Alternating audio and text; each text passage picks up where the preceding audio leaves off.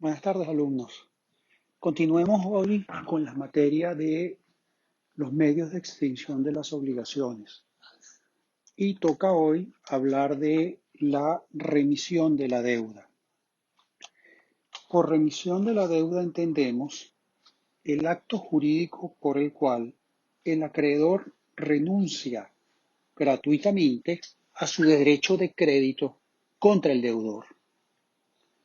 Supone la voluntad del acreedor de perdonar al deudor.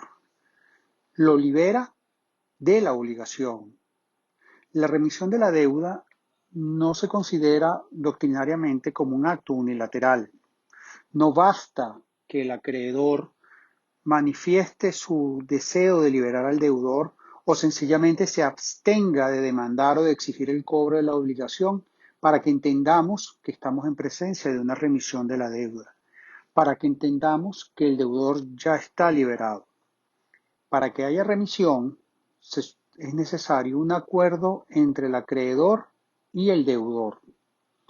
Melich nos señala que para que la remisión tenga eficacia jurídica, es necesario que haya llegado ese perdón o esa remisión a conocimiento del deudor y él no la haya objetado. Entonces vemos de este concepto unos elementos muy importantes. El primero es que la remisión de la deuda consiste en un acuerdo de voluntades. El segundo es que esta remisión de la deuda necesariamente significa que el deudor queda liberado. La no ejecución de la obligación en sí misma no constituye una remisión de la deuda. ¿Por qué? Porque el acreedor siempre va a tener la posibilidad de ejecutar su crédito. O mejor, o peor aún, en caso de fallecimiento del acreedor, sus herederos pueden ir contra el deudor y reclamar la deuda. Por eso es que es necesario que haya un acuerdo de voluntades entre el acreedor y el deudor y que ese acuerdo de voluntades concluya con la liberación definitiva del deudor de su obligación. En cuanto a la naturaleza de la remisión de la deuda, se sigue discutiendo o se ha discutido en doctrina si es un acto unilateral o bilateral. La opinión más generalizada es que el acreedor puede abstenerse de reclamar, pero no puede extinguir anticipadamente la obligación, sino por medio de la aceptación expresa o tácita del deudor. La manera de resignación del acreedor ante la insolvencia del deudor no constituye una remisión de la deuda. El hecho de que el acreedor, sabiendo que el deudor es insolvente, se abstiene de demandar, eso no significa que ha perdonado, que ha remitido, que ha liberado la obligación del deudor, pues ésta se mantendrá viva y el acreedor siempre podrá ejecutar su crédito.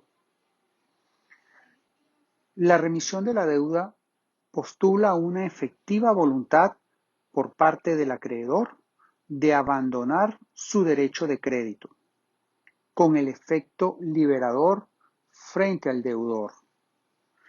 La remisión de la deuda desde el punto de vista de la naturaleza se asemeja mucho a la donación, porque es un acto de liberalización sin ningún tipo de cumplimiento por parte del deudor. Ahora, si bien se asemeja a la donación, no requiere el cumplimiento de los requisitos propios de esta figura. Por ello, parte de la doctrina sostiene que la remisión de la deuda es una donación indirecta o un acto neutro que hace abstracción de la causa por la cual el acreedor libera al deudor.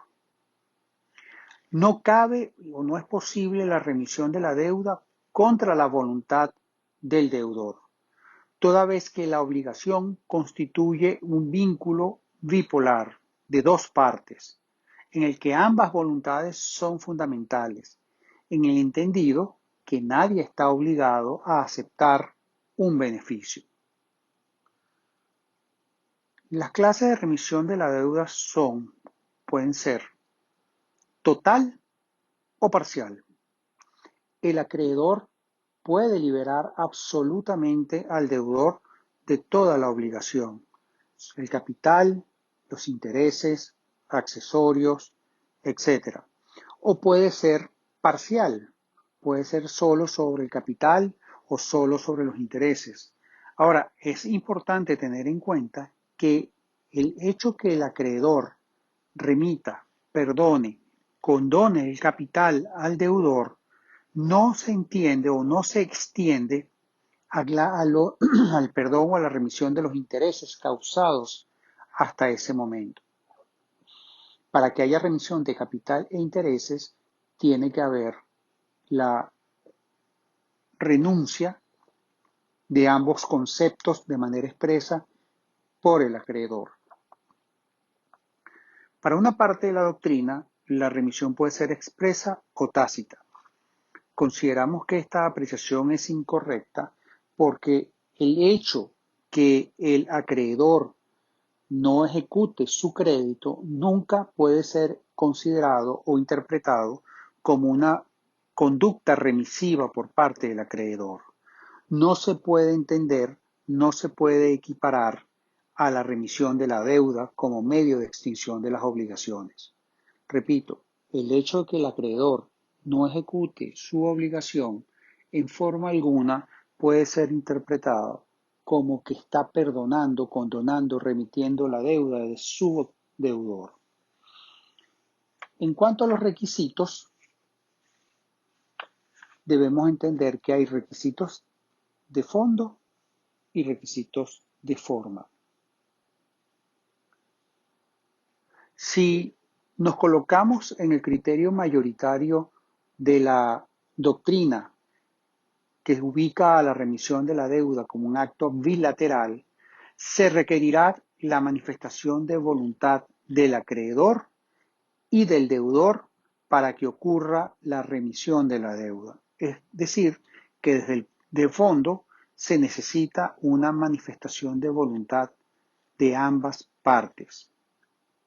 El acreedor debe proceder con ánimo de liberalidad y por lo tanto al acreedor como requisito de fondo se le exige tener la capacidad propia para donar que se encuentra en el artículo 1435 del Código Civil.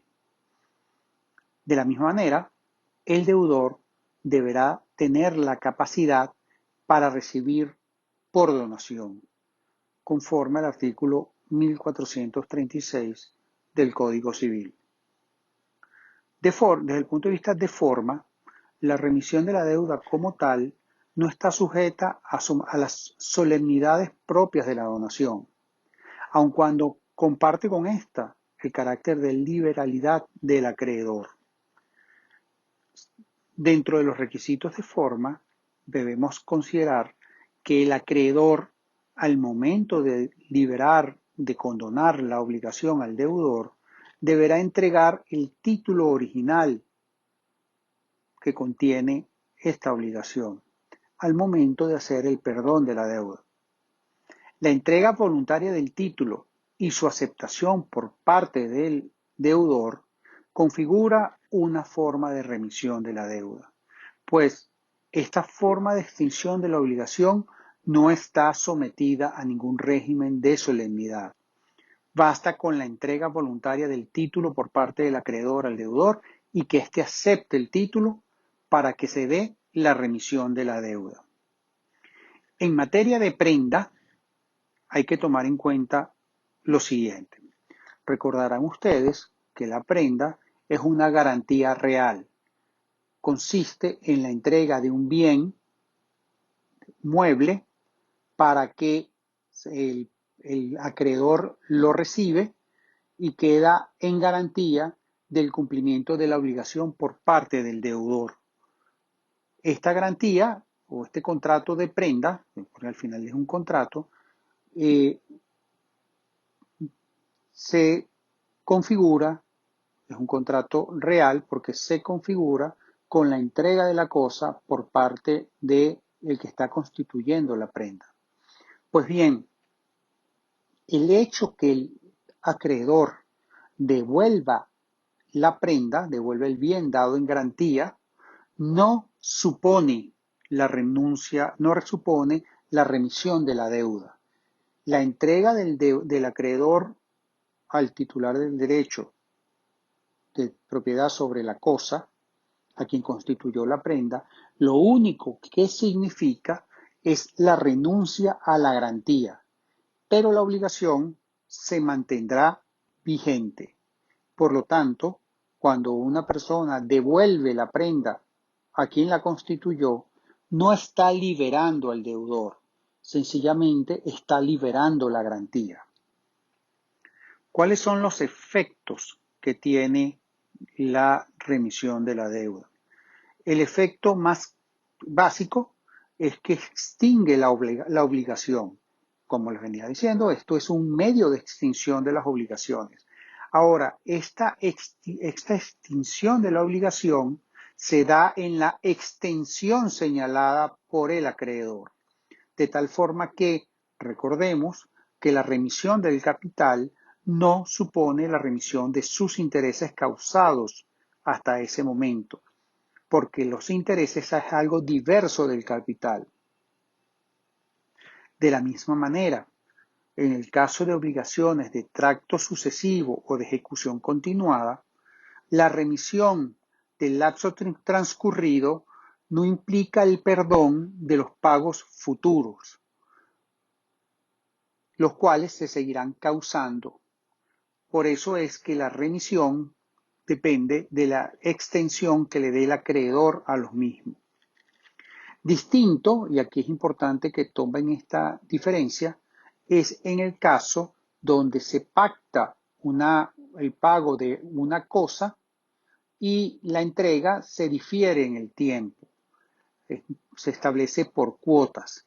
En este caso, la remisión de la deuda, sin mayor especificación, se entiende que es hecha a la integridad de la deuda. Si yo a ustedes les digo, si ustedes a mí me deben 100.000 bolívares y me van a pagar 10 cuotas de 10.000 bolívares mensuales, y yo señalo que la deuda se las estoy remitiendo, se las estoy perdonando, se las estoy condonando, sin mayor explicación, sin mayor detalle, en este caso, la remisión de la deuda incluye la obligación íntegra.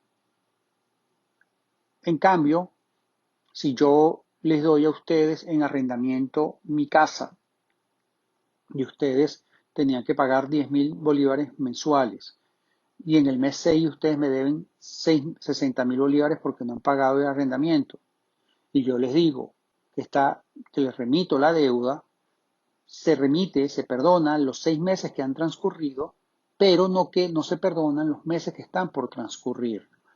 Esos pagos futuros tienen que ser hechos. El segundo efecto de la remisión de la deuda es que extingue las garantías y los accesorios del crédito. Y esto es elemental, esto es básico, porque recuerden ustedes que la garantía es algo accesorio al crédito. Por lo tanto, si se extingue el crédito, se extingue también lo accesorio. Lo accesorio sigue la suerte de lo principal. Si lo principal se extingue y se libera al deudor, de la misma manera las garantías quedan liberadas. El tercer efecto lo tenemos que analizar con respecto a la fianza. Y para ello tenemos que ver 3 artículos del Código Civil venezolano. El primer artículo es el artículo 1328.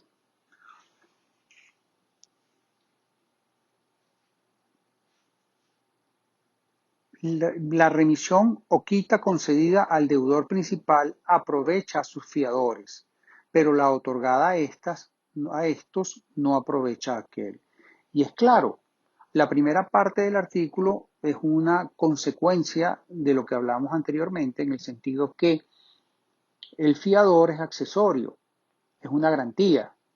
Si la obligación principal se extingue, evidentemente la garantía de esa obligación principal también se extingue. Pero fíjense lo que dice la segunda parte.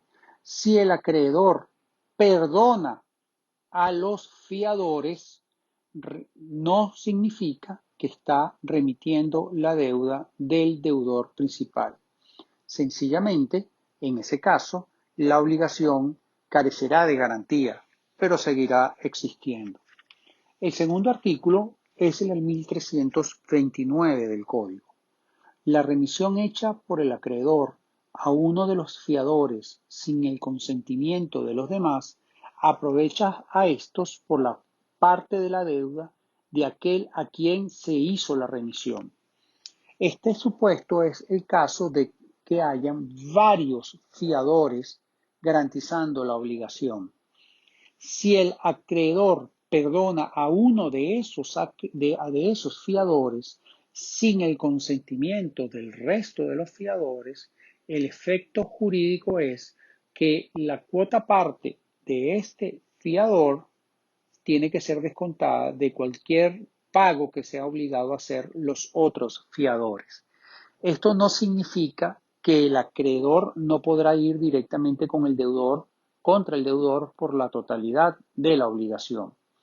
Esto significa que si el acreedor perdona a alguno de los fiadores sin el consentimiento de los otros, está disminuyendo su nivel de garantía, no solo por lo que respecta a que tiene un patrimonio menor sobre el cual ejecutar su obligación, sino además que la garantía de los otros fiadores también se va a disminuir en proporción a la cuota parte de ese deudor liberado sin consentimiento. Finalmente, tenemos el artículo 1330 que señala que, en todo caso, lo que el acreedor haya recibido de un fiador para liberarlo de la fianza debe imputarse a la deuda en descargo del deudor principal y de los demás fiadores.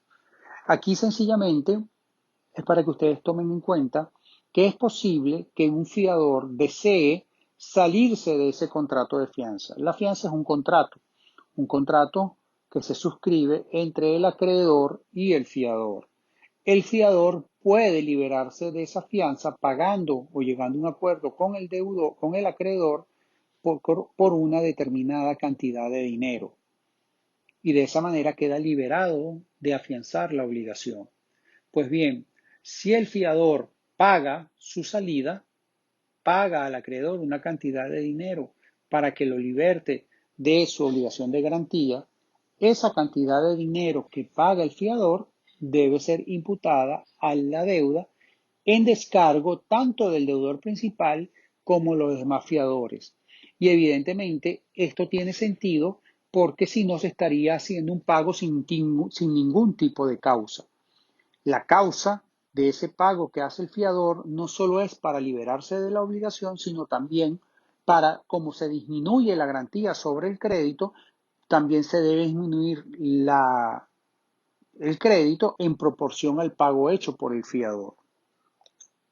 Finalmente, en cuarto lugar, en materia de efectos, debemos tomar en cuenta lo que señala el código con relación a las obligaciones solidarias. Recuérdense que obligaciones solidarias son aquellas donde hay pluralidad de acreedores o pluralidad de deudores con la característica de que todos y cada uno de ellos está obligado, en el caso de los deudores, a cumplir con la integridad de la obligación y en el caso de los acreedores, cualquiera de los acreedores puede reclamar la totalidad de la obligación. Entonces, en este sentido, tenemos que analizar lo que dice el artículo 1246 para el caso de obligaciones solidarias activas. La remisión hecha por uno de los acreedores solidarios no liberta al deudor, sino por la parte de este acreedor. Se trata del caso de solidaridad activa. Hay varios acreedores. Si uno de los acreedores libera al deudor, esa liberación solo es por la cuota parte que corresponde a ese acreedor. El deudor continuará obligado con el resto de los acreedores por la totalidad de la obligación menos la cuota parte que fue perdonada por el acreedor solidario. En materia de solidaridad pasiva, es decir, aquellas obligaciones donde hay pluralidad de deudores, tenemos que recordar lo que señala el artículo 1231 del Código. La remisión o condonación hecha por uno de los codeudores, hecha a uno de los codeudores solidarios no liberta a los otros, a menos que el acreedor lo haya declarado. Fíjense ustedes entonces que la remisión que se hace a uno de los codeudores no libera totalmente la obligación, salvo que el acreedor así lo declare. Sigue el artículo. La entrega voluntaria del título original del crédito bajo documento privado, hecha por el acreedor a uno de los codeudores, es una prueba de liberación tanto en favor de este deudor como en el de todos los codeudores solidarios. Entonces, fíjense ustedes cómo el hecho que el acreedor por documento entregue a uno de los deudores solidarios el título que constituye la obligación solidaria, sí libera a todos los deudores porque se entiende que el acreedor, al entregar el título, está remitiendo absolutamente la deuda y liberando a todos los codeudores solidarios. Finalmente señala el artículo 1231. El acreedor que ha hecho la condonación no puede perseguir a los otros deudores solidarios, sino deduciendo la parte de aquel en cuyo favor hizo la remisión. Esta es la primera parte de las reglas en caso de remisión de la deuda de obligaciones solidarias pasivas. Si el acreedor libera a uno de los deudores, entonces ese deudor efectivamente estará libre y los otros deudores también quedarán libres por la cuota parte que correspondía pagar a ese deudor. Salvo que el acreedor, cuando haya hecho la remisión de la deuda a uno de los deudores, expresamente se reserve el derecho de cobrar la totalidad de la obligación al resto de los codeudores. Se trata del caso en el que el acreedor libera al codeudor solidario, pero se reserva cobrar la totalidad del crédito en alguno de los otros codeudores solidarios. Fíjense que el código en este escenario no libera al deudor. El deudor está liberado con respecto al acreedor, pero si alguno de los otros deudores paga la totalidad de la obligación, el deudor que fue remitido por el acreedor se mantendrá obligado producto de esas obligaciones internas que hemos hablado cuando estudiamos la solidaridad. Por eso, en el caso que el acreedor remita la obligación con respecto a uno de los deudores solidarios, pero se reserve la posibilidad de cobrar la totalidad del crédito entre los otros deudores solidarios, liberará al deudor remitido con respecto al acreedor, no así con respecto a los otros deudores en cuanto a las relaciones internas de la obligación solidaria, donde el deudor remitido por el acreedor estará obligado a pagar al codeudor la cuota parte que le corresponde. Eso es lo que se deduce del artículo 1231 del Código. Finalmente, tenemos la situación de la remisión en materia de obligaciones indivisibles. En materia de obligaciones indivisibles tenemos que acudir al artículo 1255 del Código. Cada uno de los herederos del acreedor, cada uno de los herederos del acreedor puede exigir el total cumplimiento de la obligación indivisible. Estamos hablando del caso de que el objeto es indivisible, por ejemplo, un carro, la entrega de un carro, y el acreedor fallece dejando algunos herederos. Cualquiera de esos herederos, y esta disposición ya la vimos cuando vimos las diferencias entre la solidaridad y la indivisibilidad, ahí vimos cómo en las obligaciones indivisibles el heredero del acreedor de una obligación indivisible, para poder reclamar la entrega o el cumplimiento de la obligación, necesariamente tiene que dar una caución para garantizar al resto de los codeudores la cuota parte que a ellos le corresponde en ese bien, en esa obligación indivisible. Y fíjense que el 1255 es muy claro al señalar que uno solo de los codeudores, de los coherederos, perdón, en la obligación indivisible, no tiene la facultad, no puede remitir la totalidad de la deuda. Él no puede perdonar al deudor por la totalidad de la deuda. Él solo podrá remitir la cuota parte que a él le corresponde. ¿Y qué pasa si alguno de los coherederos remite la deuda?